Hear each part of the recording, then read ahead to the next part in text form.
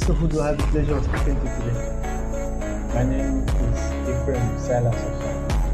Nice to meet you. I'm Clifford Otun. Thank you.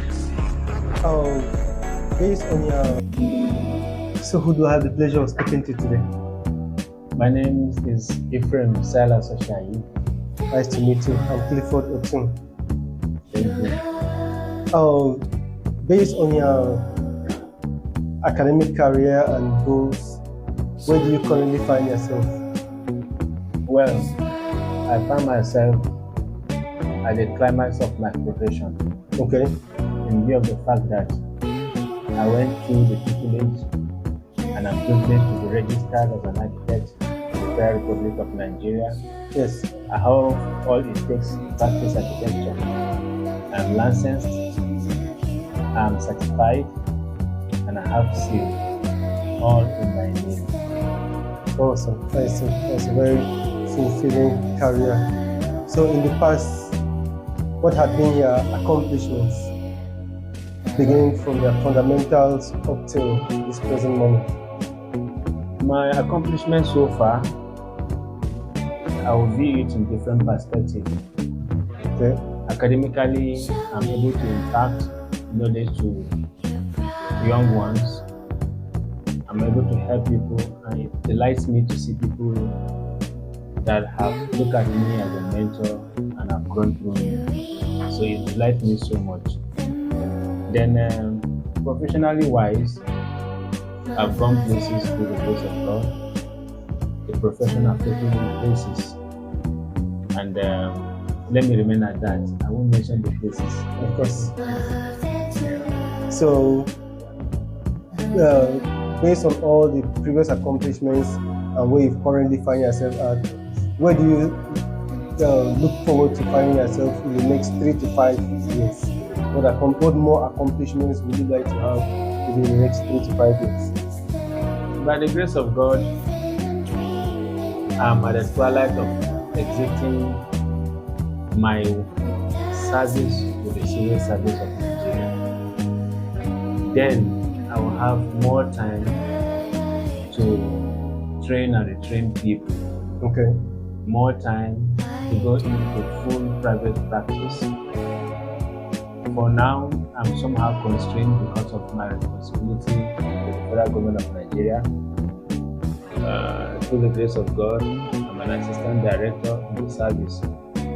So far so good, and I would say to God be the glory. Amen to that. Yeah. That's a terrific outcome you've watched from the past to the present and into the future. So in the past, I would say this drive is about encouraging and motivating the forthcoming generation and their contemporaries who have not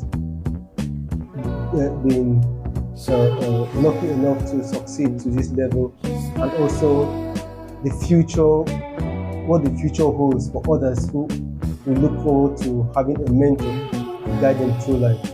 So in the past, have you ever been classified as a top student or a top performer, academically or career-wise? Through the grace of God, God has lifted me in time past. I've engaged in several competitions within my sphere. Yes. I could remember way back in secondary school. Then in SS1, I wrote mathematics competition, the whole of FCT, and I came third. Wow. That would have offered me the privilege to go to North Korea. Yes. We were already pressing down for that trip. We had photographs as contingent of Nigeria to North Korea. Yes. But the country being as it is and it were, I didn't have that privilege. All we had was that some few individuals who have connections with the bourgeois went and represented Nigeria. So, through the grace of God, I was able to also make an impact with other people. Yes. And funny enough, I didn't even know I was impacting on them. But many a times people will make references. Absolutely. You did this, you did that. And I didn't keep such record because it delights for me to see people being developed. And I would like to make some comment that I was also privileged to be one of the beneficiaries of your motivation. Well, And even my preparation into the university matriculation examination, you gave me some additional maths classes, which have always been in my brain up till this moment. I've forgotten about that. I know. But just reminding me, honestly, It took me for extra classes, which I'll be forever grateful for. And I went in with confidence, considering that sort of background or mentorship, which would have been impossible to have elsewhere, or I would say very, very difficult. And these are some of the drives that the young generation lack. They really need that help. But if they can't find, they tend to go astray. So probably getting yourself into that category of top performer or top student, there must have been some strategies or methods you would have used to see that they come to pass, and also some challenges based on such strategies. What can you share about the strategies and methods you use in order to control yourself and be a top performer? Well, the major strategy is having God's grace by your side. Yes. The grace will not put into play your performance and your capabilities. Absolutely. One has to also play his role. As much as God is there, yes, humans have their part to play to make sure that they make both ends meet.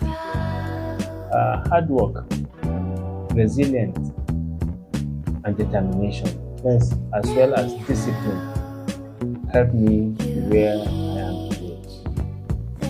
And during such moments, what challenges did you face? Because in certain cases, when you put such things in play, you lose friends, you lose sleep. Sometimes you even lose your own livelihood just because you want to attain something. So you forgo certain things. What were some of the things you forwent? Frankly speaking, you just brought into memory my experience at the twilight of my school days in secondary school. Yes. God blessed me with the intellect. I frankly devoted more time in impacting knowledge to other people than me having my personal studies.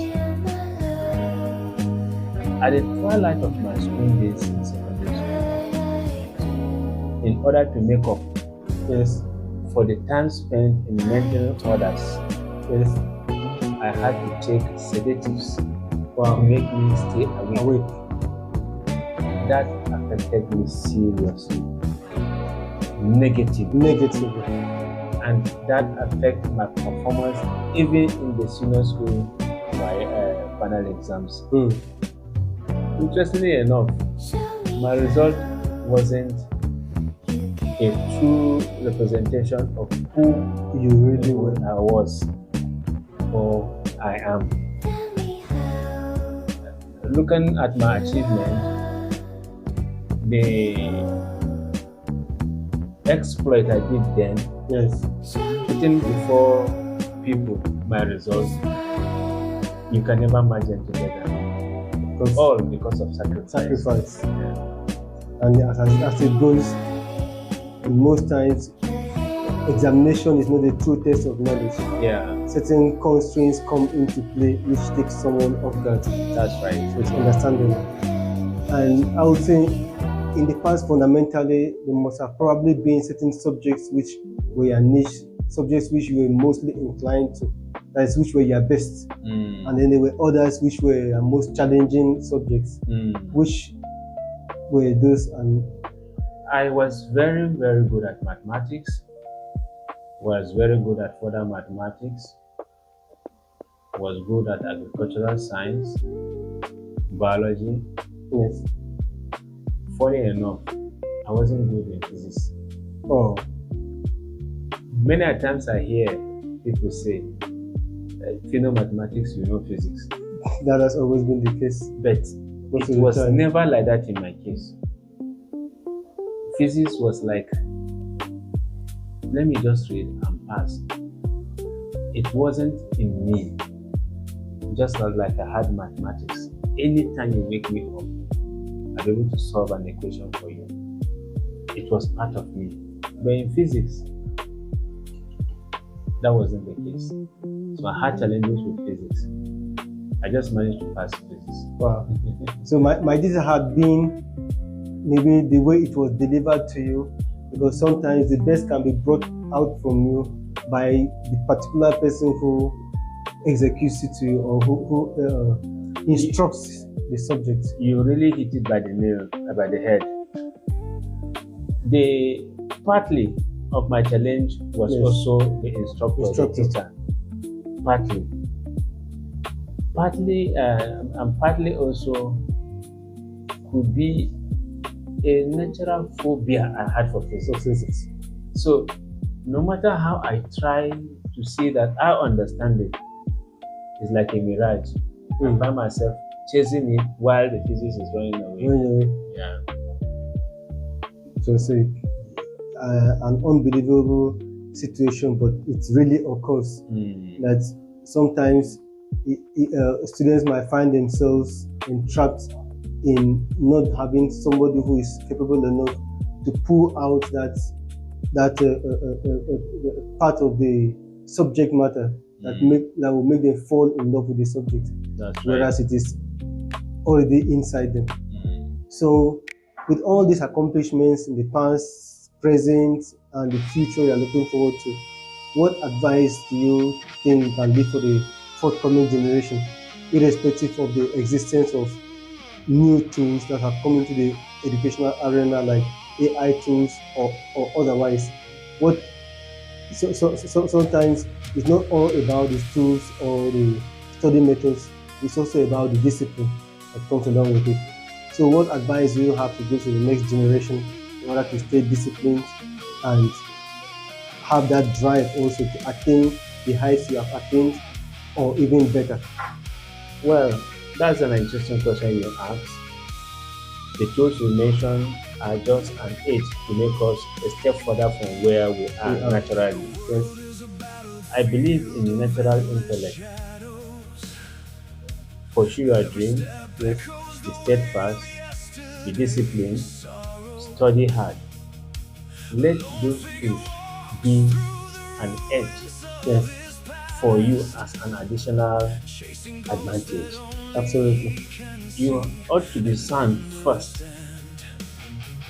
Don't rely on AI. Yes. Naturally, you should be sound.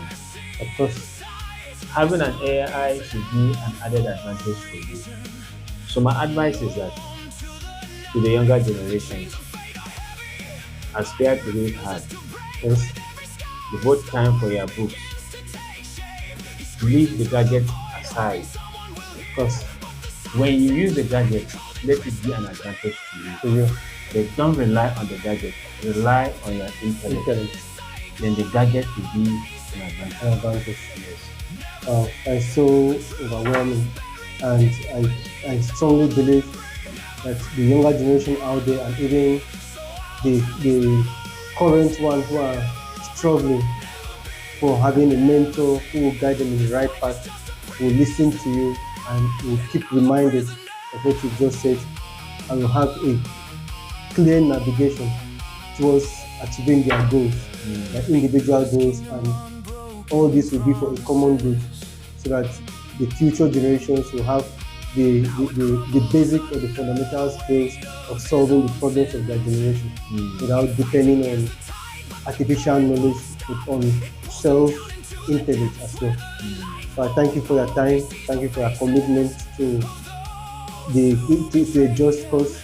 And I thank you for accepting this brief interview. Thank you for having me as well. Thank you. Quite appreciate. Yesterday is history.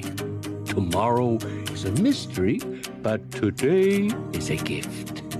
That is why it is called the present.